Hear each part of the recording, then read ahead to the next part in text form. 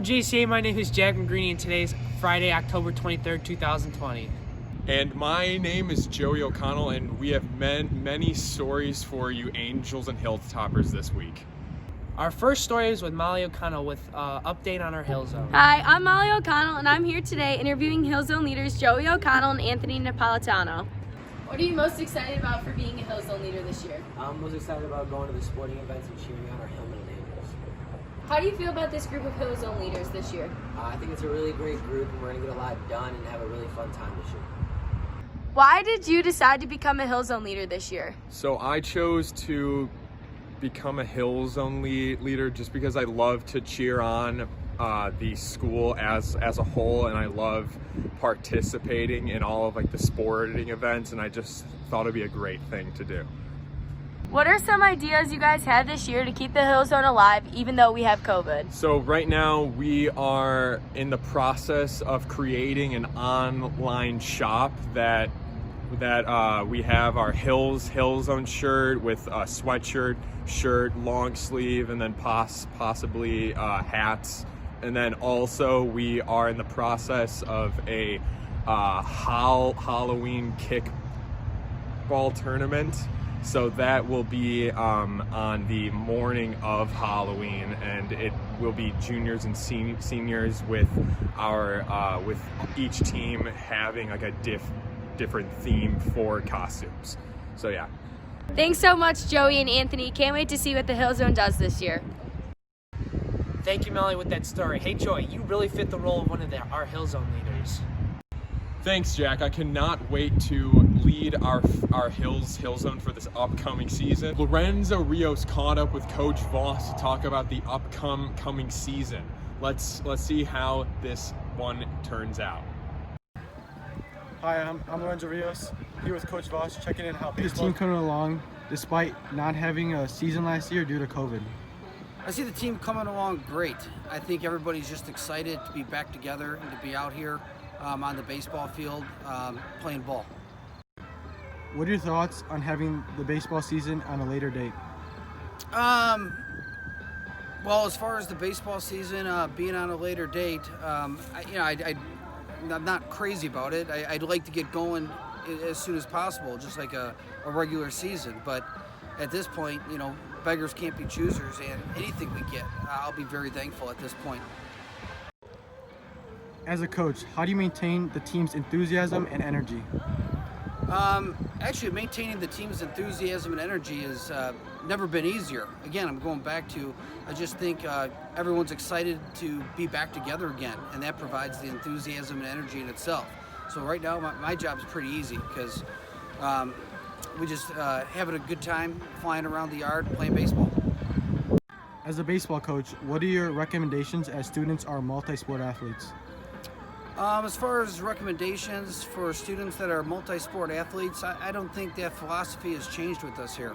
I think we've always, all the coaches here have promoted multi-sports for all of our athletes. And even with COVID, I don't think that's changed. I think this fall with our contact days, I think us coaches have worked awesome together, cheering the athletes to make sure we stay along that philosophy, letting guys participate and compete as much as they can in everything.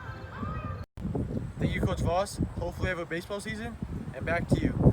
Our next interview is with Charlie O'Neill as he interviews Mrs. Kinsella with the JCA Angel softball program. Hi, my name is Charlie O'Neill, and today I'm interviewing Coach Kinsella on the Angels softball team this year. So how have the contact days you've had this year been going so far? Our contact days for the fall, in preparation for the softball season and our new IHSA summer season, has been going okay.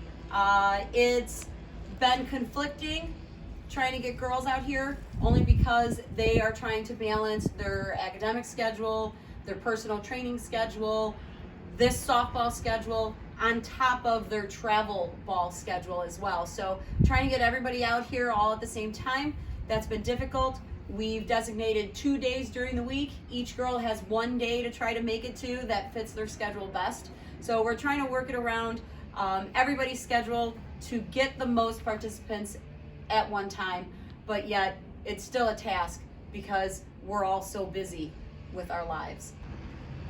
And what are you doing to prepare yourselves for the upcoming season? Since our season is so far removed from right now, a lot of our softball players are just using these contact days as an opportunity to stay loose, to get some cuts, to get some swings, to take some ground balls or fly balls, or to get a pitching warm-up or workout in, all the while staying loose for their travel tournaments that are on the weekend. So this is just another opportunity for the girls to take a cut, take a swing, to stay loose. And how do you see the different time of year affecting your team, if at all? Once we actually get going, I don't see it creating any obstacles for us. We got a great group coming back. The obstacle that we do see is our athletes having to make a decision between playing for their high school team or their travel team. Right now, IHSA has a rule that you cannot participate with both teams at the same time.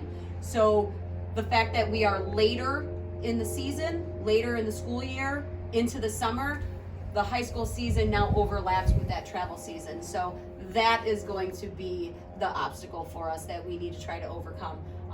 Hopefully IHSA helps us, high school coaches and high school teams and athletes, and creates some sort of compromise to allow both aspects to coexist.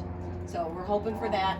And once we get that agreement, we shouldn't have any other future problems, and looking for a great summer, spring season for Angel softball. Thank you for Come out giving and me the opportunity to interview today. Sure. Come and catch a game. Thank you, Charlie. You know, I was a top softball player, but I pursued theater.